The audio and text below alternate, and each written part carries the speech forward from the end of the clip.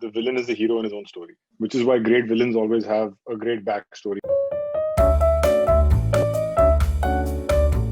Hi, I'm Vikramaditya Motwane, and I'm here with Tweak India to talk about creating complex characters. Francis Ford Coppola actually has a really good exercise that I believe he does, where it's like the first time he reads a book, he'll make his notes on those books and that kind of stuff. Because it's like you will never be able to see a movie the second time the same way. You'll never be able to read a book the second time the same way. What is your first impression that you actually had? So in Devdi, which is sort of essentially based off Devdas, we're trying to keep the soul of the character while we're changing the milieu and while we're changing some of the characters. In Sacred Games, the challenge was about saying we need to develop it for television, which means it needs to be more dramatic. So you need to then give the characters dramatic beats that work for the visual medium. Books are very easy to say he was troubled. What does that mean in a dramatic visual medium? What does it mean that he was troubled? Or what does it mean that he wasn't a go-getter? Like, you have to actually make those things actually happen. So a lot of that with Sartaj's character had to be worked into dramatic storytelling. The villain is the hero in his own story, which is why great villains always have a great backstory. The most interesting characters are the ones who are flawed.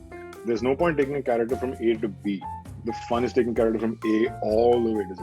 I think Game of Thrones is a great example of how you take a character like Jaime Lannister, who is despised in season 1, but you kind of like start to like him by the time season 3 comes along. And that's what makes you invested in the show year after year, episode after episode, is because you're invested in these characters.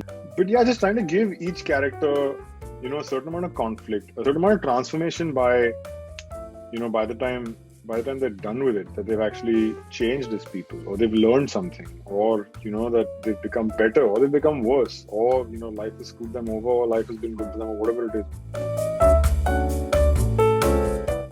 Udaan is not my life, but Udaan was for me the speculation of what would have happened had because my parents didn't get divorced when I was 10, and my father did remarry when, at that age. And because I've been through that emotion, it's like, okay, what would a 16-year-old or an 18-year-old feel if you suddenly had a younger sibling that came from a second marriage? You can hold a mirror up to your own life. Through that mirror, or through those feelings, you can sort of speculate and saying, what if, right? You can draw metaphors and you can use incidents in your life to sort of like do that.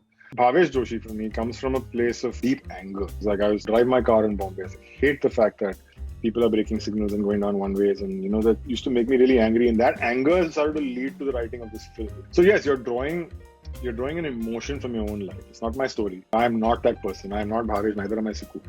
But it's just that because you really want to say something about it, and that's what gives you the confidence, and that confidence starts to show in the writing and in the actual directing. First of all, what is it you're making? Are you making a series? You're making a film? You're making a short film? That's, I think, the main question. Know your audience. Know who you're making it for. You're making it for theatrical Salman Khan type fans. Then go all the way with that. Are you making it for an indie, more Netflixy audience? Then make it all the way there. The pitch becomes important, because the first thing that any producer or any financiers are going to do is they're not going to read 100 pages of screenplays. They were going to read a single page or a single paragraph. And that's called the log line.